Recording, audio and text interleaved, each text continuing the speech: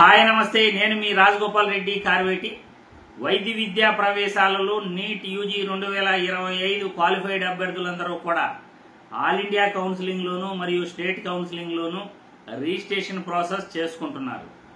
ఈ రిజిస్ట్రేషన్ చేసుకుంటున్న విద్యార్థులకు అనేక డౌట్లు, అనేక అనుమానాలు కూడా ఉంటాయి. ఎందుకంటే ఆల్ ఇండియా కౌన్సిలింగ్ లో మాకు సీట్ వస్తే మేము చేరాలా వద్దా, మాకు స్టేట్ కళాశాలలో దానికన్నా మంచి సీట్ వస్తే మేము ఆల్ ఇండియా కౌన్సిలింగ్ సీట్ను ఏం చేయాలి, అనేక అనుమానాలు. స్లైడింగ్ ఎలా ఉంటుంది, ఆల్ ఇండియా కౌన్సిలింగ్లో మేము మొదటి రౌండ్లో సీట్ రాకపోతే రెండో రౌండ్లో పాల్గొనొచ్చా లేదా, ఇక్కడ ఆంధ్రప్రదేశ్ రాష్ట్రంలో కానీ తెలంగాణ రాష్ట్రంలో కానీ మొదటి రౌండ్లో సీట్ రాకపోతే మేము రెండో రౌండ్కి ఎలా, మొదటి రౌండ్లో సీట్ వస్తే మేము అప్గ్రేడేషన్లో ఎలా వెళ్ళాలి, వీటన్నిటిపైన కూడా డౌట్లు ఉంటాయి. అందుకే ఆ డౌట్లను నివృత్తి చేయడానికి నేను ఈరోజు మీ ముందుకు రావడం జరిగింది. ముందుగా ఆల్ ఇండియా కౌన్సిలింగ్లో మీకు సీట్ వచ్చి స్టేట్ కౌన్సిలింగ్లో దానికన్నా మంచి సీటు ఆశించే వాళ్ళు ప్రతి ఒక్కరికి కూడా ఈ వీడియో ద్వారా తెలియజేసేది ఏమిటంటే, ఖచ్చితంగా ఆల్ ఇండియా కోటాలో వచ్చిన సీట్ను మీరు కళాశాలలో జాయిన్ అయిపోవచ్చు. ఒకవేళ దానికన్నా మంచి సీటు స్టేట్ కోటాలో వస్తే ఆ ఆల్ ఇండియా కోటా సీటు వదిలేసి మీరు స్టేట్ కోటాలో జాయిన్ అయ్యే అవకాశం ఉంటుంది. ఆల్ ఇండియా కోటాలో సీటు సంపాదించిన విద్యార్థులు మీరు ఇమ్మీడియట్లీ జాయిన్ అవ్వచ్చు. జాయిన్ అయ్యేటప్పుడే మీరు ఆ కళాశాల యాజమాన్యానికి మాకు స్టేట్ కోటాలో మంచి కళాశాలలో సీట్ వస్తే మేము వెళ్ళిపోతాము అని మీరు ముందుగానే వాళ్ళకి ఇంటిమేషన్ ఇవ్వాల్సి ఉంటుంది. మీరు ముందుగానే ఇంటిమేషన్ ఇస్తే వాళ్ళు అప్గ్రేడేషన్కి ఈ కుర్రాడు వెళ్లేందుకు ఇష్టపూర్వకంగా ఉన్నాడు అని వాళ్ళు నోట్ చేసుకుంటారు. కాబట్టి ప్రతి ఒక్కరికి కూడా ఈ వీడియో ద్వారా తెలియజేసేది ఏమిటంటే, ఆల్ ఇండియా కోటాలో జాయిన్ అయ్యే విద్యార్థులు స్టేట్ కోటాలో మంచి అవకాశం వస్తే మీరు ఆల్ ఇండియా కోటా వదిలేసి స్టేట్ కోటాకు రావచ్చు. ఇక ఆల్ ఇండియా కోటాలో కౌన్సిలింగ్ ప్రాసెస్ ఎలా ఉంటుంది, అప్గ్రేడేషన్ ఎలా ఉంటుంది, ఫ్రీ ఎగ్జిట్ ఎలా ఉంటుంది అని తెలియజేయాలంటే, ఆల్ ఇండియా కోటాలో మొదటి రౌండ్లో సీటు సంపాదించిన వాళ్ళు రెండో రౌండ్ అప్గ్రేడేషన్కు ఎలా వెళ్తారు, సీటు సంపాదించిన వాళ్ళకి నచ్చిన సీటు కన్నా రాకపోతే ఫ్రీ ఎగ్జిట్ అయిపోయే అవకాశం ఉంటుంది. ఆల్ ఇండియా కోటాలో మొదటి రౌండ్లో సీటు వచ్చిన అభ్యర్థులు ఆల్ ఇండియా కోటాలో వాళ్ళకు వచ్చిన కళాశాలలో ఆ సీటు నచ్చకపోతే ఫ్రీ ఎగ్జిట్ అవ్వచ్చు. ఫ్రీ ఎగ్జిట్ అయ్యే ముందుగా కళాశాలకు ఇంటిమేషన్ ఇవ్వాలి. అయ్యా, ఈ కళాశాలలో నాకు సీటు వచ్చింది, మీ కళాశాలలో జాయిన్ అయ్యేటకు నాకు ఇంట్రెస్ట్ లేదు, నేను మళ్ళీ రెండో రౌండ్కి చాయిస్ ఫిల్లింగ్ చేసుకుంటాను, మంచి కళాశాలకు సీటు వస్తే వెళ్తాను, లేదు స్టేట్ కౌన్సిలింగ్కి వెళ్తాను అని మీరు కళాశాలకు ఇంటిమేషన్ ఇచ్చి ఫ్రీ ఎగ్జిట్ అయిపోవచ్చు. రెండో రౌండ్కు స్లైడింగ్ వెళ్ళాలంటే, మొదటి రౌండ్లో ఆల్ ఇండియా కౌన్సిలింగ్లో జాయిన్ అయిన విద్యార్థులు రెండో రౌండ్లో కూడా మీరు రిజిస్ట్రేషన్ చేసుకోనవసరం లేదు, కానీ చాయిస్ ఫిల్లింగ్ అయితే పెట్టుకోవచ్చు రెండో రౌండ్కి. ఎందుకంటే ఆ కళాశాల నుండి ఇంకో కళాశాల, బెటర్ కళాశాలకి అప్గ్రేడేషన్ అయ్యేందుకు మాకు ఖచ్చితంగా ఇంకో కళాశాలలో ఆల్ ఇండియా కోటాలో మంచి కళాశాలలో సీటు వస్తుంది అని మీకు నమ్మకం ఉంటే అప్గ్రేడేషన్ కొరకు రెండో రౌండ్లో మీరు చాయిస్ ఫిల్లింగ్ పెట్టుకోవచ్చు. కానీ మొదటి రౌండ్లో రిజిస్ట్రేషన్ చేసుకునే అభ్యర్థులకు రెండో రౌండ్లో ఫ్రెష్ రిజిస్ట్రేషన్ చేసుకునే అవకాశం కూడా ఉంటుంది. మొదటి రౌండ్లో ఎవరైతే రిజిస్ట్రేషన్ చేసుకోలేదో రెండో రౌండ్లో ఫ్రెష్గా రిజిస్ట్రేషన్ చేసుకోవచ్చు.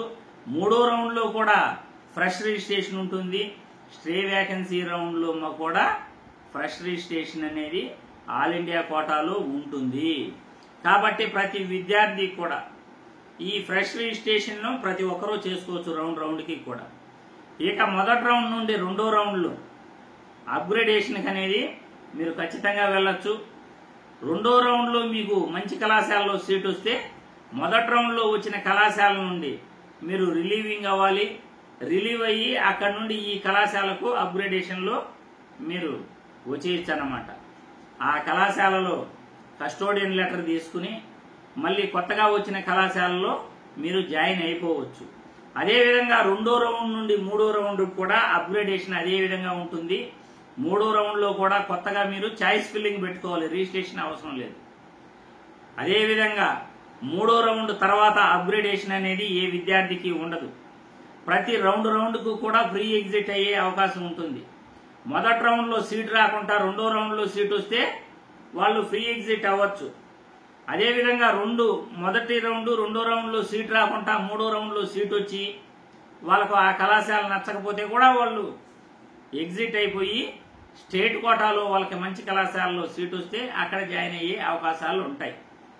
ఆల్ ఇండియా కోటాలో సీట్ వచ్చి స్టేట్ కోటాలో దానికన్నా బెటర్ సీట్ వస్తే ఆల్ ఇండియా కోటా సీట్ వదిలేసి మీరు స్టేట్ కోటాలో జాయిన్ అయ్యే అవకాశం ఉంటుంది.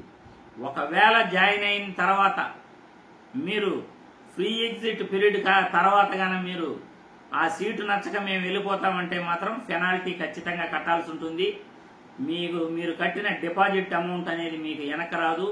తర్వాత పెనాల్టీ కూడా ఖచ్చితంగా కట్టాల్సి ఉంటుంది. కాబట్టి రౌండ్కి రిజిస్ట్రేషన్ ఉంటుంది. రౌండ్ టు రౌండ్ స్లైడింగ్ అనేది ఉంటుంది.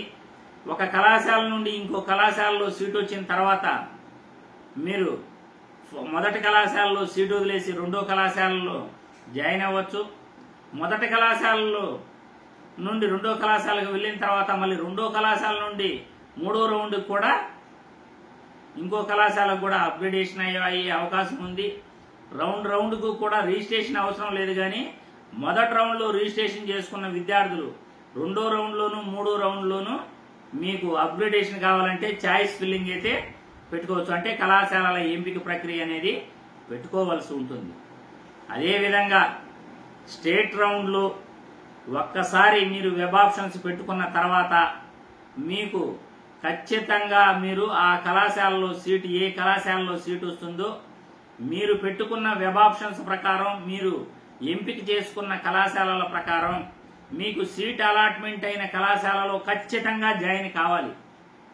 ఒకవేళ స్టేట్ కోటాలో మీరు ఖచ్చితంగా జాయిన్ కాకపోతే మీరు 2వ రౌండ్కి ఎలిజిబుల్ కారు. 2వ రౌండ్లో మీకు సీట్ అలాట్మెంట్ చేయరు, మిమ్మల్ని అయితే పక్కన పెట్టేస్తారు.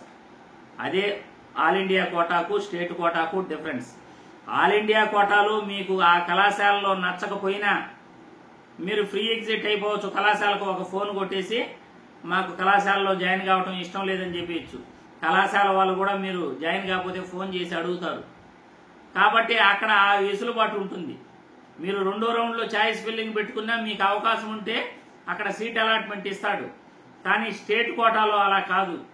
మీరు నచ్చి వెబ్ ఆప్షన్స్ ఒక్కసారి పెట్టుకుంటే మీరు doctor NTR health university allot చేసిన కళాశాలలో ఖచ్చితంగా జాయిన్ కావాలి.